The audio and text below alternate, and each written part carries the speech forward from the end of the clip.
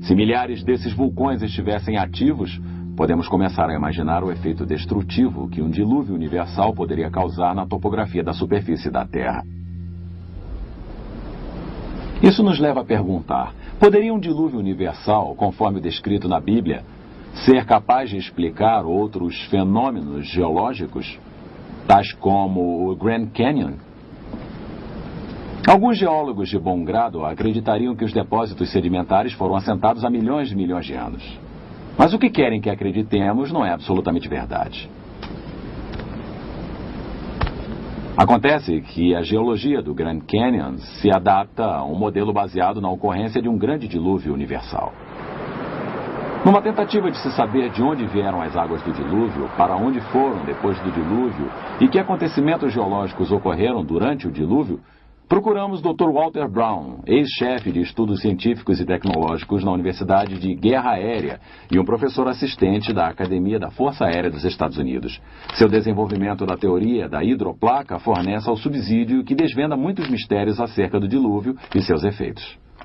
Podemos ver em nosso planeta 17 características estranhas que agora podem ser sistematicamente explicadas com o resultado de uma inundação global cataclísmica, cujas águas surgiram de câmaras subterrâneas com uma liberação de energia que excederia a explosão de 10 bilhões de bombas de hidrogênio. Essa explicação nos demonstra com que velocidade as grandes montanhas são formadas. Ela explica os depósitos de carvão e de petróleo, o rápido afastamento continental, porque os soalhos marinhos possuem valas e centenas de desfiladeiros e vulcões. Ela explica a formação da camada estratificada e os registros de fósseis, as chamadas eras glaciais e os principais desfiladeiros em terra, principalmente o Grand Canyon. A era pré-diluviana provavelmente era constituída de um enorme supercontinente contendo uma vegetação viçosa, mares, rios e pequenas montanhas. De acordo com a teoria da hidroplaca, a era pré-diluviana possuía uma grande quantidade de água subterrânea, mais ou menos a metade da que hoje em dia temos em nossos oceanos. Esta água ficava em câmaras interligadas, formando uma fina casca respiradora, mais ou menos uns 800 metros de largura, talvez uns 16 quilômetros abaixo da superfície da Terra. O aumento da pressão na câmara de água subterrânea expandiu a crosta acima. É uma pressão exuberante, que é quando a pressão interna aumenta. A falha na crosta começou com uma rachadura microscópica que cresceu em ambas as direções, quase a 5 quilômetros por segundo. A rachadura, seguindo o caminho da menor resistência, circulou o globo em mais ou menos 2 horas. Enquanto a rachadura corria pelo globo, a crosta acima se abriu com um rasgão num tecido extremamente esticado. A água subterrânea sofria uma enorme pressão por causa do peso de 16 quilômetros de rochas pressionando sobre ela. Então a água explodiu violentamente para fora da ruptura. Os cálculos demonstram que, ao longo dessa rachadura que circundava o globo, fontes de água saíam em jatos supersônicos a mais de 30 quilômetros para a atmosfera. O borrifo dessas enormes fontes ocasionou chuvas torrenciais como a Terra jamais havia sofrido, tanto anterior como posteriormente. A Bíblia afirma que todas as fontes das grandes profundezas surgiram num só dia. E ela descreve tais acontecimentos há cerca de 4.500 anos atrás, o que agora podemos reunir cientificamente numa ordem de causa e efeito com a teoria da hidroplaca. As fontes das profundezas e a expansão do vapor produziram ventos violentos. Parte da água saindo em jatos acima da gélida estratosfera congelou, e cristais de gelo causaram enormes tempestades de neve, enterrando, sufocando e instantaneamente congelando vários animais. As fontes de alta pressão causaram erosão na rocha em ambos os lados da fenda, e até mesmo através dos conteúdos lamacentos de muitos mares no período pré-diluviano, enormes volumes de sedimentos se espalharam através dessa água lamacenta por toda a Terra. Os sedimentos foram ficando retidos, enterrando plantas e animais, formando os registros de fósseis. A vegetação levada pela inundação Seguiu para regiões onde se acumulou e se decompôs em carvão e em petróleo através de processos que podemos repetir hoje em laboratório. Experiências demonstram que, à medida que a erosão alargava a fenda, sua largura se tornou tão grande que as rochas, pressionadas embaixo da câmara subterrânea, se ergueram, dando origem à cordilheira oceânica que se estende ao longo da Terra como a costura de uma bola de beisebol. As placas continentais, as hidroplacas, ainda com água lubrificante abaixo delas, escorregaram para baixo, afastando-se da cordilheira atlântica que surgia. Depois que as maciças placas continentais lentamente desaceleradas atingiam velocidade de cerca de 60 km por hora. Chegaram até locais de resistência, se comprimiram e se enrugaram, e se tornaram mais espessas e se curvaram. As partes das hidroplacas que se curvaram para cima formaram montes, as que se curvaram para baixo formaram valas oceânicas. E é por isso que essas características são geralmente paralelas às cordilheiras oceânicas de onde deslizaram. As hidroplacas, ao deslizarem, afastando-se das cordilheiras oceânicas, abriram profundas bacias oceânicas, para onde as águas inundadas se represaram. Toda a bacia continental reteve naturalmente a água, formando vários lagos.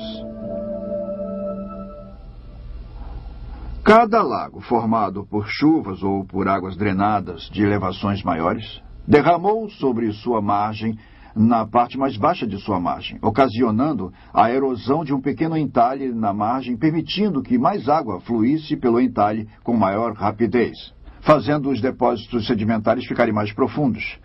Esse processo acelerou e fez com que toda a água do lago fosse jogada num deslizamento muito profundo, formando um desfiladeiro. O maior deles foi o Grand Canyon. A nordeste do Grand Canyon havia um enorme lago que eu identifiquei pelo nome de Grand Lake. Seu despejo liberou mais água do que todos os 5 grandes lagos reunidos. O Grand Lake derramou sobre a sua margem, causando erosão em sua represa, 30 quilômetros a sul de Page, Arizona, catastroficamente formando o Grand Canyon num período de poucas semanas.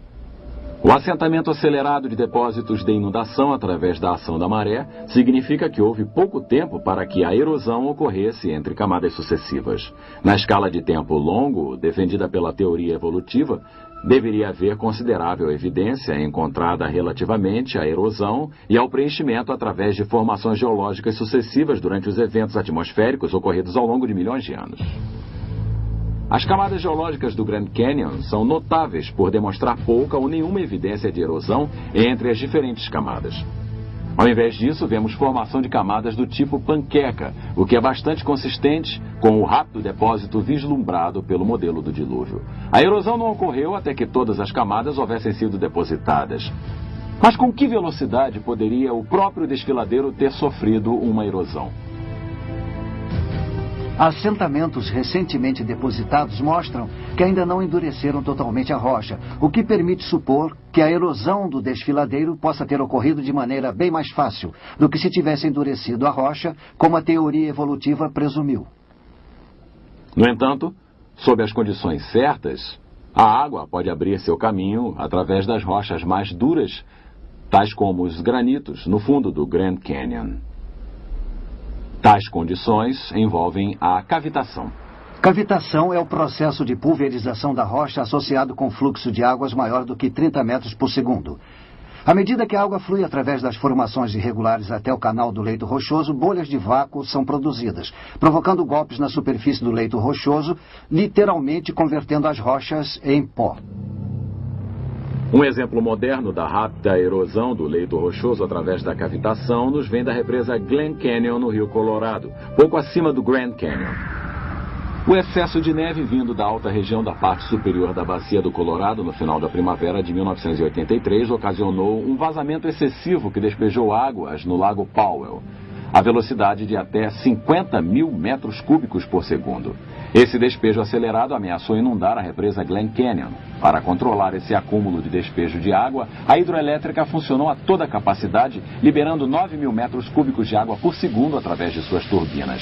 E então os escoadouros foram abertos para liberar mais 5 mil metros cúbicos por segundo. Isso ainda não foi o suficiente. A situação de emergência exigiu que os engenheiros arriscassem os danos causados pela utilização do túnel de escoamento e, em 15 de junho, o túnel de escoamento de 13 mil metros de diâmetro foi aberto para fazer escoar mais 4 mil metros cúbicos de água por segundo, o que foi então elevado para 6 mil metros cúbicos por segundo. Então, no dia 28 de junho, o fluxo foi aumentado para 10 mil metros cúbicos por segundo. A essa altura, a água que saía pelo túnel se tornou mais violenta e vibrações notórias no solo, como terremotos, foram sentidos pelos engenheiros. Grandes blocos de concreto e pedras do rio foram arremessados pelo túnel de 13 metros de diâmetro. Após o fechamento do túnel de escoamento, a equipe de pesquisa descobriu extensos danos causados por cavitação. A forração de reforço do túnel, feita com concreto com 1 metro de espessura, fora penetrada, formando enormes valas. Numa junção onde o túnel jorra para fora, um buraco com 10 metros de profundidade, 50 metros de extensão e 13 metros de largura foi feito na forração